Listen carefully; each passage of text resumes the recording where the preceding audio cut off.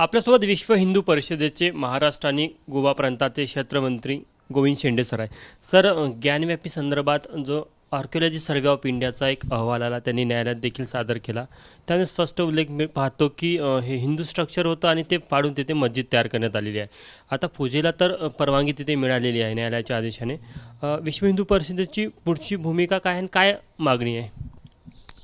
न्यायालयाने जे पूजेचा अधिकार दिला ते स्वागत योग्य आहे. कोर्टाच्या निर्णयानुसार आणि निर्देशानुसारच तिथे सर्वे झाला. त्या सर्वेमध्ये पूर्णचं पूर्ण स्ट्रक्चर हे हिंदू मंदिराचंच आहे असं लक्षात आलं आहे. आणि म्हणून त्याच्यामध्ये आता काही तसं तर काही उरलं नाही आहे. जो मुस्लिम समाज आहे त्यांनी ह्या सर्वेला स्वीकार करावं. आपल्या पूर्वजांनी जे चूक केली त्याला स्वीकार करावं आणि तिथला आपला अधिकार हा सोडून द्यावा. राम जन्मभूमीच्या आंदोलनाच्या वेळेला पण असंच झालं होतं.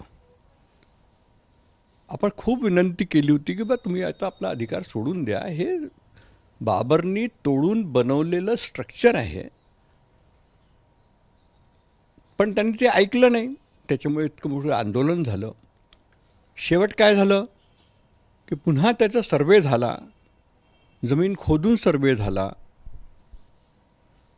रडारनी सर्वे झाला आणि तिथे इथं सर्व निघालं की हे मंदिर तोडूनच इथे हे स्ट्रक्चर उभं केलेलं आहे. आणि म्हणून सुप्रीम कोर्टाने ती सगळी जागा रामजन्मभूमीला मंदिर बांधण्याकरता दिली. तर शेवट काय त्या परिस्थितीतूनच तुम्ही मानणार आहे का? त्या पुन्हा एक देशामध्ये काय आंदोलन उभं करायचं का? तर म्हणून जे विश्व हिंदू परिषदेनी आणि संतांनी सुरुवातीलाच जे एक निवेदन केलं होतं की बा या देशामध्ये 33,000 स्थान असे आहेत की जिथे मंदिर तोडून मस्जिदीचे निर्माण केलेले आहेत. तर आम्ही या सगळ्या 33,000चं गोष्ट नाही करत. तुम्ही आम्हाला 3 प्रमुख स्थान देऊन द्या, बाकी आम्ही विसरायला तयार आहोत. एवढा मोठा मन आणि एवढी मोठी गोष्ट हे करणारा संत समाज या भारताचाच आहे. आणि ते केल्यानंतर तुम्ही त्याला मानत नाही आहे. तुमचं अनावश्यक जिद्द आहे. पण ते 3 स्थान कोणते? अयोध्येचा विषय झालेला आहे, काशी विश्वनाथ आहे आणि मथुरा आहे. काशी विश्वनाथचा उल्लेख तर अनेक ग्रंथांमध्ये आहे. मी गुरुचरित्र वाचत असतो. गुरुचरित्राच्या काशी अध्यायामध्ये पण ज्ञानव्यापीचा उल्लेख आहे. आता तिथं हजारो वर्ष आधी लिहिलेलं आहे. तिथे ज्ञानव्यापी म्हणजे ते शंकराचंच स्थान आहे. आता या सर्वेमध्ये पण ते सिद्ध झालेलं आहे आणि मान्यता पण आहे. म्हणून जिद्द सोडावी आणि हिंदूंना ती जागा सोपवून द्यावी. जर का मुस्लिम समाजाने आपली जिद्द किंवा हक्क सोडला नाही, तर मग ज्या प्रकारे राम मंदिरासाठी आंदोलन उभं केलं गेलं, त्याच आंदोलनाची पुनरावृत्ती किंवा तसा विचार? मला नाही वाटत की आंदोलन करायची गरज पडेल. कारण कोर्टाने ज्या प्रकारचं त्याला संज्ञांमध्ये घेतलेलं आहे आणि त्यांनी सर्वे केला आहे, सर्वे करवला आहे. आता आपण एक म्हणजे तो तहखाना जो आहे त्याचा सर्वे झाला म्हणून सरकारने तिथे कोर्टाने तिथे पूजेची अनुमती देऊन दिली. तर बाकीचे तहखाने जे आहेत ते पण उघडावे, त्याचा पण सर्वे करावा. पूर्ण स्ट्रक्चरचा सर्वे जर केला तर आत्ताच तर अनेक प्रकारचे तिथे पुरावे मिळाले, तर अनेक पुरावे तिथे मिळतील. त्या पुराव्याच्या आधारावरच कोर्ट निर्णय करून ती जागा हिंदूंना सोपवून देईल असं मला वाटतं. नेहमी यामध्ये जी अडचण आहे ती मध्ये 1947चा जो उपासना अधिनियम कायदा आहे, त्यामुळे कुठेतरी ह्या सगळ्या अडचणी येतात. त्यामध्ये काही बदल व्हायला पाहिजे असं वाटतं तुम्हाला? नाही, तो 91चा आहे, 92चा आहे तो.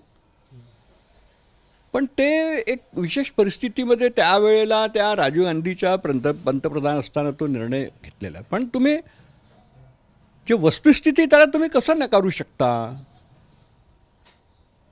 ही वस्तुस्थिती आहे ना, किंवा ज्ञानवापीला तोडून तिथे एक मस्जिद उभं केलं, हे वस्तुस्थिती आहे. याला कसं नकारता येईल? म्हणून तो अधिनियम जे आहे त्याला रद्द केलं पाहिजे. रद्द करून हिंदूंना ती सगळी जागा उपलब्ध करून द्यायला पाहिजे. सरकारने त्याला रद्द करावं. त्या अधिनियमामध्ये किंवा त्या कायद्यामध्ये असं आहे की 1947च्या आधी जैसेच ते स्थिती होती का ज्यांचा ज्या मंदिरावर दावा होता तो तसाच राहावा, तर त्या कायद्यामध्ये बदल झाला तरच मग इतर मार्ग सुटेल. हां, 47च्या आधी जे स्ट्रक्चर होतं म्हणजे तेव्हा काय होतं, गुलामीचा काळ होता. त्याच गुलामीच्या काळामध्ये सगळे तोडून बनवलेले आहेत ना. तर म्हणून तुम्ही ते बंधन ते 1947 का लावलं. मुसलमानांचे आक्रमण जेव्हा इथे झाले पहिल्यांदा तो पिरियड का नाही घेतला. आक्रमण झाल्यानंतरच मंदिर तोडल्या गेले ना. तो पिरियड घ्यायला पाहिजे होता. म्हणजे काय एक प्रकारचा मुस्लिम तुष्टीकरणाचा एक प्रकार आहे हा. म्हणून तो जो कायदा आहे तो कायदाच रद्द करायला पाहिजे. आणि जसं आत्ता गोविंददेवगिरी महाराजांनी पण पुन्हा एकदा अपील केली आहे आत्ता काही दिवस आधी की हे 3 स्थान म्हणजे त्यातलं अयोध्या झालेलंच आहे, 2 स्थान मुसलमानांनी सोडून द्यावे.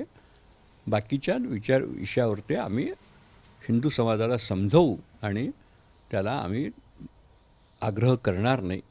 जर हे नाही झालं तर आत्ता जसा काल की परवा एक जो निर्णय आला आहे, महाभारत काळामध्ये लक्षाग्रह जे झालं होतं, पांडवांना मारण्याकरता ते लाक्षागृह बनवलं, तिथे एक मंदिर होतं, तिथे पण कब्रस्तान बनवण्याचं जे काम झालं आणि ते आत्ताच कोर्टाने मोकळं केलं की नाही, ते हिंदूंची जागा आहे, ते लाक्षागृह आहे म्हणून मोकळं करा त्याला, असा जो निर्णय झाला आहे ना.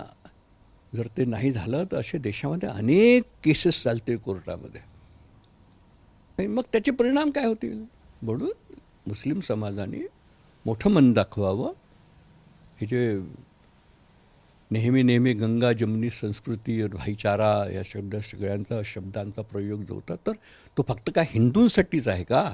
तुम्ही पण तर भाईचारा दाखवा आणि तुम्ही पण त्या गंगा जमनी संस्कृतीमध्ये सहभाग करा.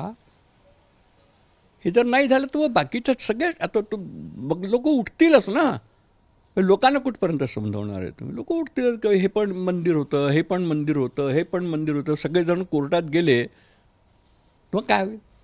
म्हणून मुस्लिम समाजाने जिद्द सोडावी आणि ह्या सगळ्या विषयाला विराम लावण्याचं काम करावं.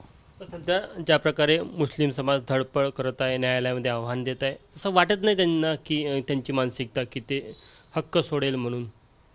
हां, तेच म्हटलं ना, जिद्द आहे ना, ही अनावश्यक जिद्द आहे. आणि ते जातील आता ते हायकोर्टात जात आहेत. हायकोर्ट काय निर्णय देतो, समजा त्यांच्या विरुद्ध तोही निर्णय गेला तर ते सुप्रीम कोर्टात जातील, स्पेशल बेंचमध्ये जातील, 7 जजांच्या बेंचमध्ये. म्हणजे हे तर म्हणजे लिंगर ऑन करणं आहे ना. कोणत्याही गोष्टीला वाढवत जाणं टाईमपास ज्याला म्हणतो. राम जन्मभूमीच्या विषयामध्ये बी तेच केलं त्यांनी. टाईमपास करण्याचे प्रयत्न झाले, इथे जा तिथे जा. शेवट सुप्रीम कोर्टाचा निर्णय झाला. राम मंदिराच्या वेळेस जर का मुस्लिम समाजाने जिद्द सोडली असती तर कारसेवा आंदोलन उभं करण्याची गरज पडली नसती, मंदिर पडली नसती आणि मंदिर शांततेमध्ये उभं राहिलं असतं. मग काय बाई, समजा मी आपला दावा सोडून दिला तर मग आंदोलन करायची गरज काय आहे. मी आपल्याला ठीक आहे बाई, आमच्या पूर्वजांनी चूक केली होती, तोडून बनवलं होतं, हे तर तुमचं तुम्ही वापस घेऊन घ्या. तर आंदोलन, झगडा, वाद विवाद हे करण्याची गरजच नाही आहे ना. पण ते गरज केव्हा असते की हे आम्हाला माहिती आहे की हे आमचं आहे आणि तुम्ही त्याच्यावरती कब्जा करून बसलेले आहात, तेव्हा मग वाद होत असतो. आणि मग तो वाद प्रत्येक ठिकाणी मग सडकेवरही होतो, बोलचालीमध्ये पण होतो, कोर्टातही होतो. दावा जर का सोडला नाही तर आंदोलन हा एक शेवटला पर्याय असेल.